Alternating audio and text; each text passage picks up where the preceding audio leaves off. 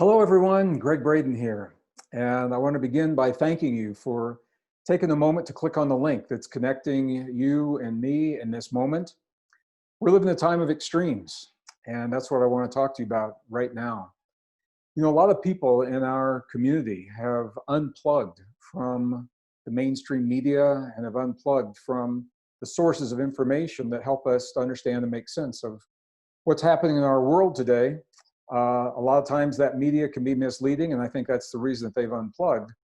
So what I'd like to do, I put together just a brief presentation to address so many of the concerns that are coming into my office. We are inundated, as you can imagine, with questions about what's happening and what's not happening. There's a lot of chaos, a lot of misinformation that is circulating, a lot of disinformation that is circulating as well, trying to get people to support very specific kinds of agendas. And within the misinformation and the disinformation, there are sprinklings of facts. And it's sometimes hard to know where one ends and another begins. So I want to begin by saying I'm a scientist. I am not a life scientist. I'm an earth scientist. I'm a degree geologist with a very strong background in the life sciences. And I say that because that background helps me to sift through the very technical journals, the scientific papers, the peer-reviewed journals that are constantly being published to understand better what the new discoveries are telling us, what are scientists, the real scientists that are working behind the scenes, not pop scientists, what are they now discovering, and what do their discoveries mean to us in our everyday lives and our experience. So I'm going to honor your time. I'm going to go directly into a presentation because I want you to see what this virus is all about, what it means to us, and perhaps most importantly, what it is that we can do about this virus in our lives to help us and our families as we navigate through this very intense time. What I want to tell you is I am an optimist by nature, but I'm also a realist. And I think we have very real reasons to be optimistic if we honor what the information is telling us. So let's take a look at this presentation. I'm going to begin the presentation by calling this virus the coronavirus, but by the end, I will be using its official name, and I think you'll understand why. You know, my experience is that when the facts are clear, our choices become obvious. It's when we don't understand what it is that's happening to us that we become confused, we become very frightened, and there is a lot of fear in our world right now, and I'm hoping that this presentation will alleviate some of that for you and your family and your friends that you choose to share this with. So in this program, I'm going to talk about the coronavirus. What is it? What is this virus? We've got all kinds of questions and people don't understand even what it is that's changing our lives and our world. Where did it come from? How is it transmitted? What does it do to our bodies? What can we do to prevent it from wreaking havoc within our bodies? And what can we expect in our lives and in our world? So I'm going to begin with the very beginning. What is this coronavirus? It is just that. It is a virus. And for me, that is both one of the most mysterious as well as fascinating parts of what's happening. Because a virus, by definition, is something, it's very simple, very, very small. It's very difficult to even see it with a microscope. It's made of genetic material, so DNA and RNA. It's just some DNA and RNA protected by a shell that is made of proteins. And the reason I'm emphasizing this is because the question is, why can't we use antibiotics to take care of this like we would, a common infection? Is a virus even alive? And it's a very good question because by definition, I want you to see this, the definition, the scientific definition, biological definition of something that is alive is it fulfills a number of criteria. Living things, they're made of cells. They have a metabolism, just like we have our metabolism. They use energy, they grow and develop over time. They have a finite lifespan. There's a time where they begin, a time where they end. They're capable of reproducing their own species. Something that is alive is capable of reproducing its own species, and it responds to external stimuli. A virus doesn't meet any of these criteria. It's not even a cell, has no metabolism, no respiration, doesn't grow and it doesn't develop. The lifespan is dependent upon the host that it finds itself in. And this is what's really interesting. It doesn't even reproduce itself. It is essentially what's called inert. So a virus can sit on a surface and is just sitting on the surface until it finds itself in the presence of another living cell. It must have a living cell to attach to inject its genetic material, its DNA, into the DNA of the cell. And then the virus's DNA actually becomes part of the DNA of that cell. You'll see that in just a moment. So here's the first question: is it even alive? There's a lot of controversy around this, but by this biological standard, the virus that is wreaking havoc on our world isn't even a life form. It's not even alive. So this is important because it's not a hunter. I've had people that are asking us, is this virus stalking me? Is it hunting me? Is it out to get me? The virus is not a hunter. It's not actively searching for us. And that's going to be important when we begin talking about what we can do about this virus in our lives. What does a virus look like? I want you to see this because it's also going to be important when we talk about what we can do to prevent this virus or ease the effects of the virus in our bodies and in our lives. This is an electron photograph of the coronavirus. This is called COVID-19. You'll understand why in just a moment. This was from the National Institute of Allergy and Infectious Diseases, the organization that you're hearing so much of if you are watching any of the mainstream media. But I want to show you another one of the early pictures of this virus. It's a black and white image you're seeing on your screen. And what I want to call your attention to is the little spikes that are on the periphery of each of these, on the virus. You can see there, you can see where the arrows are pointing to those little spikes. I'm going to show you an artist's conception of the coronavirus. On the left-hand side of your screen, you can see those spikes much better. These spikes are going to be really important in just a moment because if those spikes are not there, or if somehow they are impaired, it's impossible for that virus to infect our cells. And that is precisely an opportunity that we have through some of the herbal supplements, some of the other supplements that nature provides for us. I'm going to talk to you antiviral supplements. I'm going to talk to you about those toward the end of this presentation. So where does this come from? Where does this COVID-19 even come from? I'm going to be very honest with you. The truth is right now, we don't know for sure. There are a lot of stories out there. Mainstream media is telling us that it has originated in another form of life, a bat perhaps, that it jumped species. And there are some journals that are saying that. There are other journals that are saying some other things. For me, I want to tell you where I am with this right now. We're dealing with this. Wherever it came from, it's with us, it's present. We've got to get through this. I think when it's over, the research is going to pinpoint precisely where and how this virus originated. For me right now, I'm more focused on you, your family, your health, me, my family, my health, and what we can do to get through this. So that's what I'm going to say about where it has come from. We have been receiving, when I say we, it's my office. We've been receiving emails and questions, people asking, are there multiple viruses out there? Why are there so many different names for this virus that we're concerned with? Well, there is one virus, and it has gone through an evolution in terms of the names. I'm just going to be very honest with you. How can we deal with what life brings to our doorstep unless we're honest about what life brings to our doorstep? And that's what I feel about this right now. This originally was called the Wuhan virus because the first reported case was in the city of Wuhan in China. The World Health Organization and CDC have worked over recent years not to identify a virus with any animal or any location because of the stigma that comes with that. We've got the swine flu, and so people were afraid of pigs, and we've got the bird flu, and people were afraid of birds. If you name it after a city, that city has a stigma forever. So very quickly, we have now evolved. It's no longer called the Wuhan virus, technically. The scientific name, and I want to share this with you because the scientists will identify a virus by one name, and then the condition that the virus causes by another name, and that's precisely what's happening here.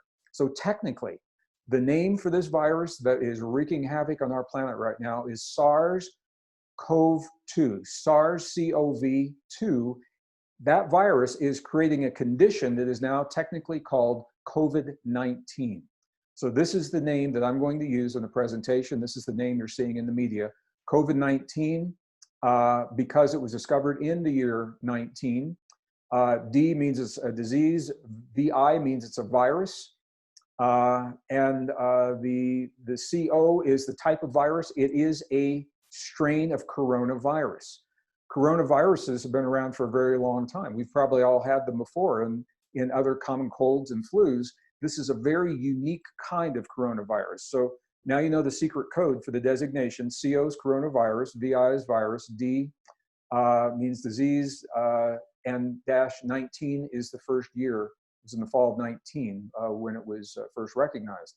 We've seen this before. HIV, for example, is the virus that is responsible for the condition that we know as AIDS. Rubella is the virus that is responsible for the condition that we know as measles. So this is a convention, and I want you to see why this works the way it works. So for the rest of this program, it's COVID-19. The director of the World Health Organization is very clear about what this is and is not. It is definitely not the flu. And many people are writing to us saying, well, what's the big deal? Isn't this just the flu? Don't we treat this, like we treat the flu? I want you to see why it is not the flu. And it's the distinction that separates COVID-19 from the flu that makes it so important to you and me. And it's the reason that the world is shutting down right now. So this is a quote from the director of the World Health Organization. He said, quote, "This virus is not SARS. SARS was the severe acute respiratory syndrome discovered a few years ago. It's not MERS, the Middle Eastern respiratory syndrome that was discovered a few years ago. And it is not influenza. It is not the common flu." Now, it may have some of the common symptoms of the flu, but you're going to see in just a moment what it is that sets it apart. So a seasonal flu, for example, a flu can happen as a result of a number of different strains of virus. COVID-19, it's the result of only one virus, the virus that we just identified. And according to the director of the World Health Organization, it's much more severe than the seasonal flu. And this actually makes sense if you think about it. The common flu has been on Earth for at least 2,000 years that we are aware of through some of the archaeological discoveries and some of the technological advances. We can determine that the common flu has been with us for over 2,000 years. That means our bodies have had 2,000 years to develop antibodies and to understand how to deal with the common flu. This is something new. Our bodies have not seen this before, and it's going to take a season, or at least a season, for our bodies to understand and reprogram our immune systems so that we can adapt to this virus. And we can, and we do. Our bodies are actually very good at this. And I'll talk to you about that more at the end as well. The mortality rate for seasonal flu is typically very low for these reasons. It's been around for a long time. We know what to do with it. Less than 1%. Right now, the mortality rate is believed to be around 3.4%, and those numbers keep changing. But this, again, it comes from the World Health Organization. So let me show you what this means. This is a chart from CDC, Center for Disease Control, and it is showing the relative ages that are succumbing to this virus, that are dying from the virus. And what you're seeing, is that the higher death rates, the higher mortalities are in older citizens. And typically you see this with influenza as well. And the thinking, and I'm not saying I agree with this. I agree that what I'm going to say could be possible for some people. It doesn't have to be possible. The thinking is that our immune response declines as we increase in chronological age. As we get older, we lose our immunity. That certainly can happen. My experience, it doesn't have to happen. And it depends a lot on the choices we make of all the things, lifestyle, diet, exercise, nutrition, all the things, we're going to talk about that. But typically, and this is what they're showing, typically, this is what's happening. Interestingly, there have been, as of this talk, as of my sharing this time with you right now, no one under the age of 9 has died from this. And that makes sense because young people have very strong immune systems. And where you see the 60 to 69 age group, this is the age group that we were looking at a moment ago. We were looking at just a moment ago. Here you can see on the right-hand side is COVID-19. On the left-hand side is the typical flu. And what you see is for that 65 plus age group, 0.83%, you see when you're looking at the COVID-19, you're seeing that it is that 60 to 69 is 3.6% according to this chart. So I said we've got different numbers. So what I want you to see here is that this flu, or this, not this flu, what I want you to see here is that this condition has a much higher mortality rate than typical flu. And this is one of the reasons there's so much concern about what's happening. It's new, our bodies don't know what to do with it, and it does have a higher mortality rate. Why does it have a higher mortality rate? Well, to answer that, you have to understand what it does to us. So I'm just going to go through a little scenario very quickly right here. The image you're seeing on your screen, the large sphere on the right is a human cell, kind of the pinkish colored sphere. And the little spiky things that you're seeing, some of those are red, some are orange, some are blue. These are viruses relative to the cell. And we saw these a few minutes ago. Here, I'm going to bring up another image. Those little spikes are what make all the difference in the world, because those spikes are looking for places on the cell that will receive and accept the virus. They're called receptors. And this particular virus apparently has characteristics that make it more accessible or allow more receptors to be accessible to these spikes. In other words, it has a greater opportunity to attach to the cell than some others do. So when it does, here's what's happening. What you're seeing on your screen right now, the upper part of the quarter of a circle, if you will, on the upper part of the screen, that is the virus. The red that is dangling down is the spike on the virus, just like you're seeing those red spikes on the one to the left. The blue at the bottom is the receptor that is sitting on top of the human cell beneath that. So what's happening is these spikes, the proteins, those red proteins, they are finding more opportunities to bind to the blue, the enzymes on the human cells, than we've seen in some of the other viruses. So it makes it, we become more susceptible from that perspective. Once that binding happens, here's what then happens. It's like biology 101 in a high school biology class, but I'm going to go ahead. I know this is redundant for some people, and for others, this is going to be important. It helps to understand what we can do about it. The virus, once it attaches to the cell, it begins to share its genetic information with the DNA inside the cell.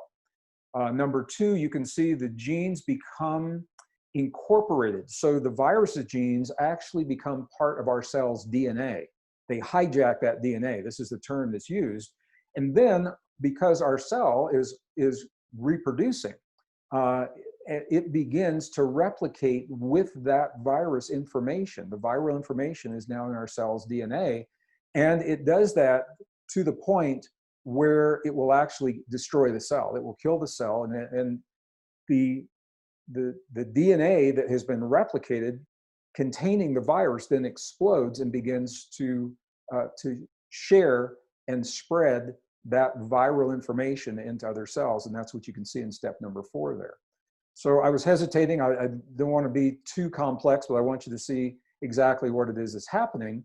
Now, the good news, the really good news, is that your body knows exactly what to do when it sees these viruses. We've had viruses for thousands of years. Viruses are a big part of our body. In addition to the genome, we have what's called the human virome. We always have viruses in our bodies.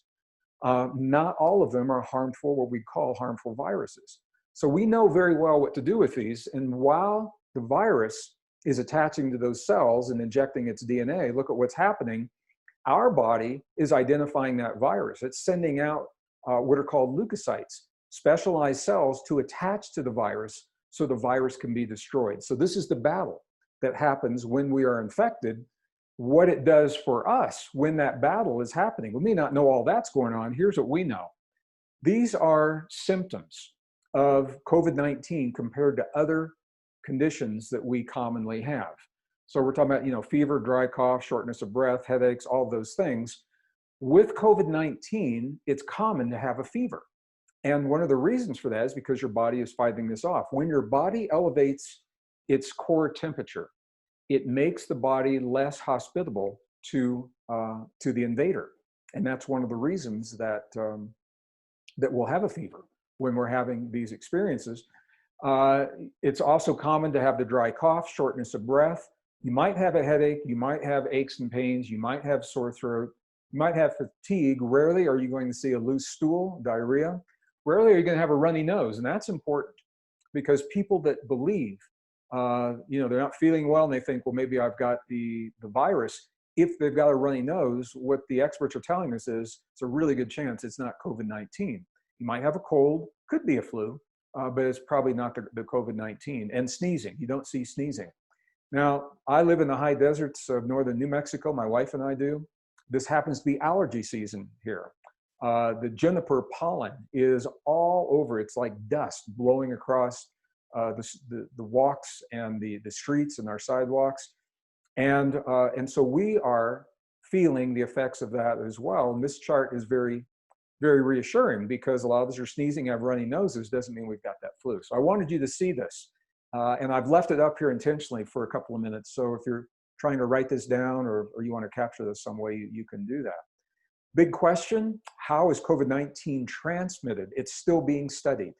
And we're learning more, we as a society, we're learning more about this. I say we as a society, it's not like I have a team that is doing this. We as a society are learning more about this all the time. What we know right now, I'm just going to share you what has been accepted. And this information is coming from Cold Spring Harbor Laboratories, very respected laboratories associated with major universities and peer-reviewed journals. So primarily, it's from physical droplets that are being emitted from a person who's infected, physical contact.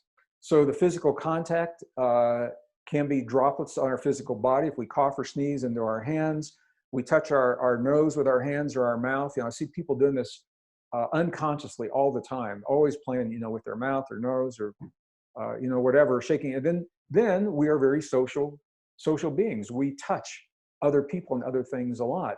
And it is that contact, obviously, that can spread this. Airborne droplets. And this is where some of the new studies may be sharing something you may not be aware of, because not only is COVID-19 spread through coughing and sneezing, the study suggests it is also shared through breathing. Just being in the presence of someone who is breathing, if you're within that distance that puts you too close. They're talking about socially acceptable distances, 6 feet or more. The droplets apparently can linger in the air for up to 3 hours. This is why someone can cough or sneeze, they're gone, and 2 hours later, you're walking through that space, and you may be susceptible to this. This is one of the reasons they're emphasizing the social distancing. I'm going to talk about that in just a few minutes. Also, surface droplets. They're now finding, again, this is from Cold Spring Harbor Laboratory, the droplets are viable for up to 2 to 3 days on surfaces of stainless steel and plastic, maybe longer on cardboard. And I don't have the peer-reviewed data on the cardboard, but this, again, is from the same Cold Spring Harbor lab. 2 to 3 days on stainless steel and plastic. What that means, now you know what a virus is. You're all experts on the virus now. It is the DNA, the RNA inside that little protein cap. It means that protein is sitting on the surface. It's not looking for you. It's not looking for anything. It is just sitting there, and the protein can hold up to the environment for about 2 to 3 days. Now, there are things that can change that. Disinfectants can change that. Heat sometimes can change. It has to be very specific temperatures can change that. But eventually that protein shell will break down and the virus is no longer viable. So that 2 to 3 days, The Journal of American Medical Association has published a report saying it's also found in feces. I know it's not a pleasant thing to think about, but this is important because it means when someone is in the restroom, if they are not washing their hands thoroughly, it's possible that they may have the COVID-19 from feces, either direct contact or indirect contact in the bathroom, and that can be then transmitted as well. So it's really important. This is why washing our hands and disinfectant is so important. So the big question, what can we do about this? Well, there's a lot that we can do about it, and this is why I want to share this with you. And I felt like I wanted to empower you with the previous information, the names, where it comes from, what it does. So now what we're going to talk about can make more sense. Antibiotics will not work against a viral infection. We're getting all kinds of emails saying, can we take amoxicillin, or can we take doxycycline, or can we take erythromycin for upper respiratory? Those only work against bacteria, and now you know the reason why, because bacteria are living things. The virus isn't alive, so there's nothing to kill. The antibiotics want to kill the bacteria. There is nothing to kill. That's why I said earlier, it's such a bizarre concept. What we're dealing with is not even alive. It's just a DNA code encapsulated in this protein. So what do? There's some very common sense things here. Wash your hands, and you wash your hands after you touch surfaces. Now, I'm just going to give you a quick example. I was with a friend not long ago in a restaurant in another country. We were eating chips and salsa. So, and they were really good chips and salsa. And my friend got up, went to the bathroom, washed his hands, came back, says, okay, I'm ready to eat the chips. And then he reached across the table and he picked up the salt shaker, salted the chips. Then he picked up the hot sauce in a plastic bottle. And then he started to use the same hand to eat those chips. And I said, are you going to wash your hands again? And he says, I just washed them. And I said, yes. And after you washed them, you touched two surfaces that are touched by hundreds, if not thousands of people over periods of time. Who knows how often they are cleaned? And even if they are cleaned every day, someone could have been here an hour ago that you don't even know about. So for some people, it's overdoing it. I'm just going to leave this up to you. We invite you to become very conscious, be aware of what your hands have touched before you use those hands to place something into your mouth. It's just a way of thinking. It's just a discipline. And I've learned to become very disciplined in my life. And I apply this to myself as well. So you want to wash your hands after you're touching those surfaces. Always cover for a cough or sneeze. Now you know why, because of the droplets. Social distancing is a new buzzword in our media now. A lot of people, it means different things to different people. A lot of people are thinking it means that they need to be in isolation. Well, physical isolation is one thing, but not social isolation. And the truth is, we need one another more than ever right now. Community is more important than ever. We need to talk to one another, to reassure one another, to share with one another, to check things out with one another, because we're social beings. So fortunately, we are having this epidemic in our country, the pandemic in the world, in a technological age where we have the ability to stay in touch. And I'm going to invite you to check in on your loved ones, especially elderly. Check in with your friends. It's really important to stay in touch. And I'm doing my very best to do this for myself right now. All right, I think that's going to be one of the big opportunities. We're developing even stronger communities as we're going through this. I want you to know this, beyond anything else, your body is so smart. Your body is so intelligent. Your body is so sophisticated. You are a technologically advanced, highly sophisticated biological system. You are soft technology. Your body knows what to do with this. That's why we've been here as long as we have been, if we give our body what it needs to do what it was designed to do. So obviously, the first thing to do is to be aware of the physical contact. That's your first barrier. If you should come in contact with a virus, it's not the end, because your body knows what to do. Your immune system is designed to deal with this, and you just saw how when the leukocytes are attacking that virus. The key is to honor your body through all the ways that you know how, so that you have an optimized immune system. strengthen your immune system, relieve the stress that can deplete your immune system. I'm going to talk about all these. Good sleep is a big part of this.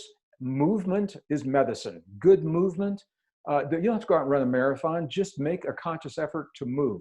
Anything, yoga, floor exercises, a walk in nature, if you can do that and still be socially distant.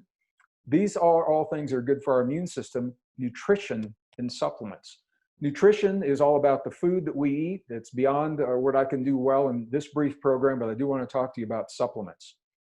Vitamin C, a lot of misinformation about vitamin C. We can actually tolerate high doses of vitamin C if those doses are in the right form.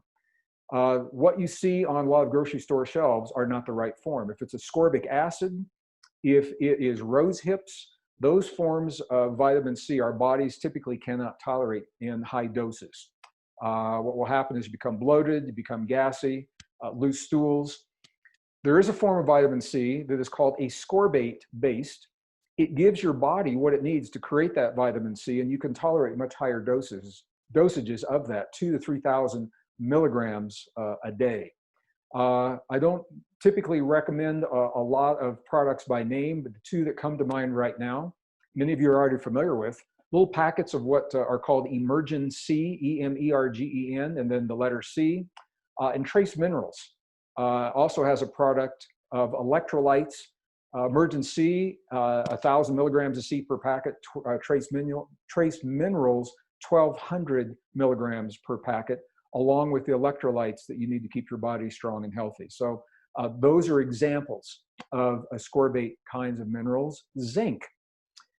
If you find that you are exposed or in a situation where you might be, or if you feel like you've already got symptoms, that's the time to use the zinc. I don't do it so much as preventative on a daily basis, only if I'm maybe going to get onto an airplane or I'm going to be in a large public crowd. But there are different kinds of zinc, and I want you to see this here. The acetate form your body can absorb 100% is what's called ionic zinc. The gluconate form, it's pretty good, but not quite as good. About 72% of the zinc is released as ionic zinc. And there's a form that is called zinc gluconate glycine, releases a lower dosage, about 57%. So a lot of the tablets that you will see, the lozenges, if you look on the label, it will say zinc acetate or zinc gluconate. Gluconate is the most common. It's pretty good. So I want you to know about the zinc. Black elderberry really stimulates the immune system well. There's a lot of peer-reviewed literature on the role of and the power, therapeutic power of elderberry in our bodies. The recommended dosages. Now, I cannot recommend these for you. I'm showing you, I'm illustrating the kinds of dosages that typically are recommended in the literature. About 158 milligrams 2 times a day, once in the morning and once in the evening. But check with your healthcare provider, as you should for all of these things, to find out what's right for you, or if you have any conditions that may be indicative of you doing something like this. Mushrooms. Our indigenous ancestors discovered this a very long time ago, and they've known about the power, the antiviral power of mushrooms for a very long time. This is from a peer-reviewed journal called Evidence-Based Complementary and Alternative Medicine. This is a direct quote. Indirect antiviral effects are the result of immunostimulating activity of what are called polysaccharides. This is the key. A lot of the plant kingdom has what are called polysaccharides and these complex molecules, and they are what help us when it comes to viruses. And here's the reason. And I put the little picture up there. Remember the little spikes I talked about early in this presentation? The polysaccharides can help to blunt and diminish the effectiveness of those spikes, so that although the virus may come in contact with a cell, if those little spikes aren't there, if those proteins aren't there, they cannot penetrate the cell. So that's why I've got that little picture up there as a reminder to you. There are a number of different kinds of mushrooms. One of them is a reishi mushroom.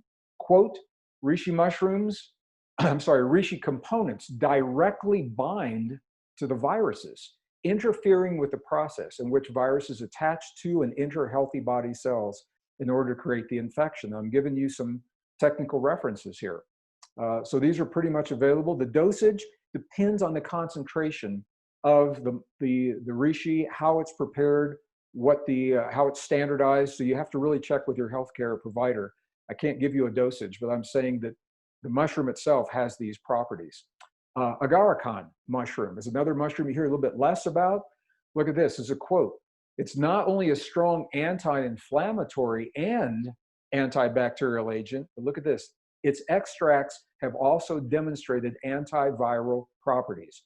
There's technical references so that you can see exactly where this is. Again, from the International Journal of Medicinal Mushrooms is partly where this comes from. So scientists have been researching these for a long time. We don't hear so much about it in the West, but you do in Chinese medicine. So traditional Chinese medicine, or TCM, has a lot of other remedies, many more than I can go through in this brief presentation. But I want to share with you, this is a quote from the conclusion of a scientific study that was done, again, in the Evidence-Based Complementary and Alternative Medicine Journal. And this one was from the year 2015, so not that long ago. They studied a lot of Chinese herbs, including yin chow. And yin chow is very common, very accessible here in the United States and here in the West. Some of the others may not be. But when they looked at these ingredients taken together, they tested 10 traditional Chinese medicines, and they showed broad spectrum antiviral activities, and their mechanisms may involve the activation of host immune responses. This is just what we're looking for in the time of a viral pandemic. So I just wanted to share these with you. There are others, and if I didn't list them, it doesn't mean they aren't valid here. I wanted to share some that people are asking about, or maybe the mushrooms that you don't hear quite so much about. So we've covered a lot of ground. I promised I wanted to keep this brief, but also I want you to have the information. What can we expect right now? The answer depends on us. It depends upon how we choose to respond as individuals and collectively. And I'm saying this because I'm receiving emails and I'm seeing there are a lot of people, again, may not be plugged into the media. And I'm not saying that we need to be all the time, but in times like this, it's good to be aware. A lot of people are not taking this very seriously. They are trying to live life as usual. And this is where the struggle comes in. They're trying to live life as if nothing were happening in the presence of a global pandemic that is wreaking havoc on our planet that we've never seen in our lifetime. It makes no sense. The reason that this is happening, and there is a term in psychology to help understand this, is called normalcy bias. We have a tendency to try to average out the extremes that upset our lives and try to discount them and say, oh, you know, life goes on as usual. And life does go on. And how we respond to what's happening right now is completely up to the way, or is completely determining how long we're being impacted by what's happening. So I want to be very honest with you. I'm going to be very straight. Again, how can we deal with what life brings to our doorstep if we're not honest about it? So in all honesty, we have passed what is called the window of containment. This is not going to be contained in the United States or Europe the way the Ebola virus was, or some of the other conditions that we've seen.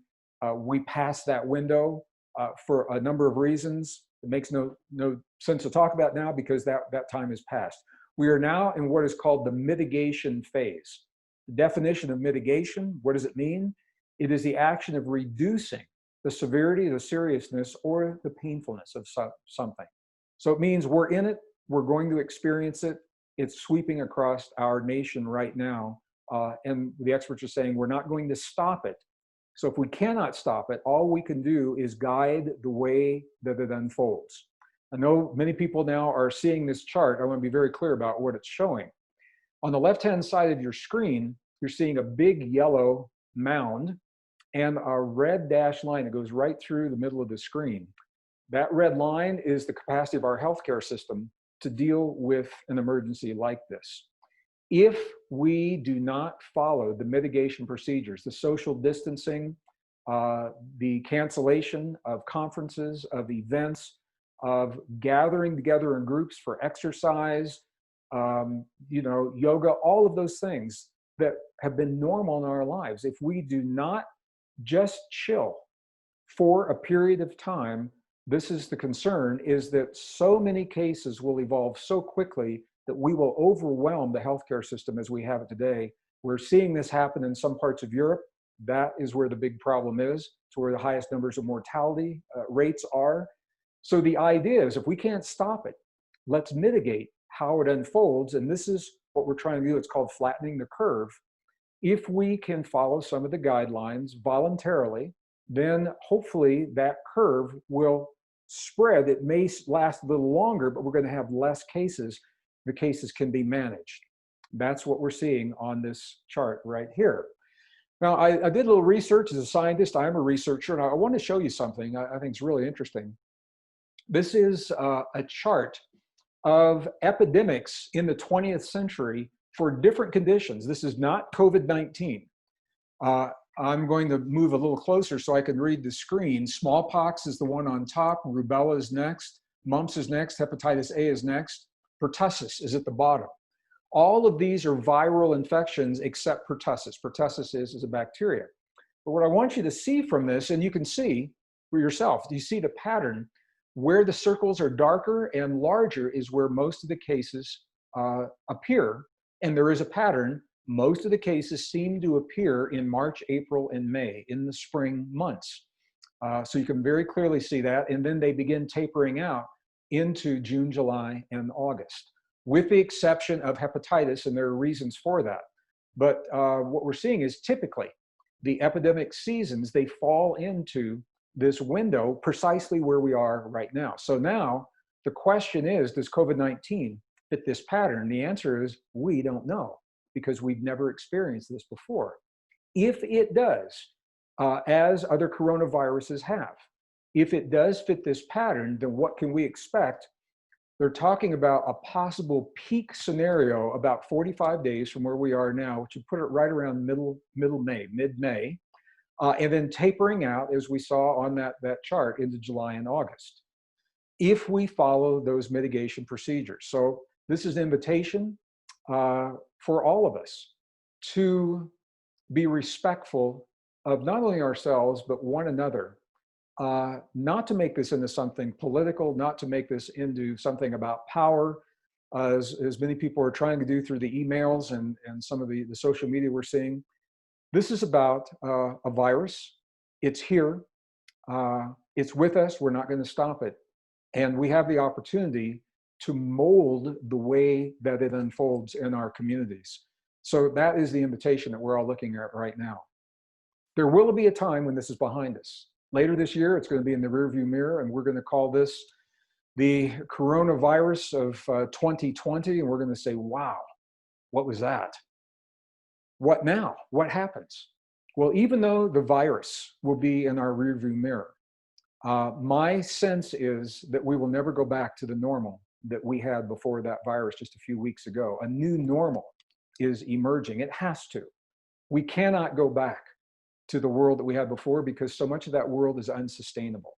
And where you're going to see this play out is you're going to see shifts in our society, in the way that society works, the way that society manages itself, shifts in our economies.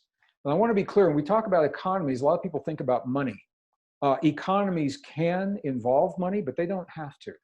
Economies are about people and the way that people share vital resources that they need every day in their lives, like food, water, energy, medicine, communications, all these kinds of things. And we're going to see a shift probably into more localized living, which is a more sustainable way of living.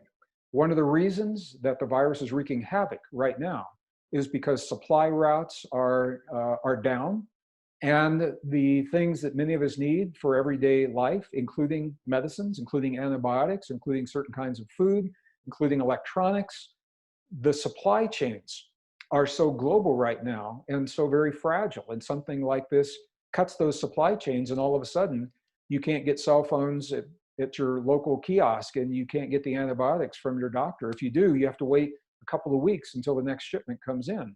And I think you're going to see that change as we go back to more localized ways of living. What's that mean? Localized food, localized economies, localized sources of energy, localized businesses. I've talked more about this in other programs.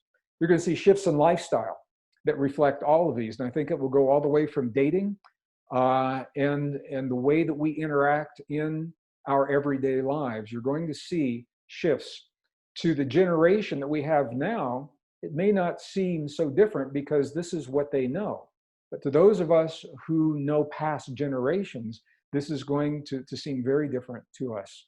And it's going to be an invitation for us to adapt to a new reality in our world and in our lives as this virus is teaching us more about ourselves and our relationship to ourselves. So I think ultimately, our choices that we make right now are determining what it is that happens next. What I want to say to you very, very clearly, and if you have been with me any time in the last 34 years, this is my 34th year of doing this work in one form or another, you've heard me say this.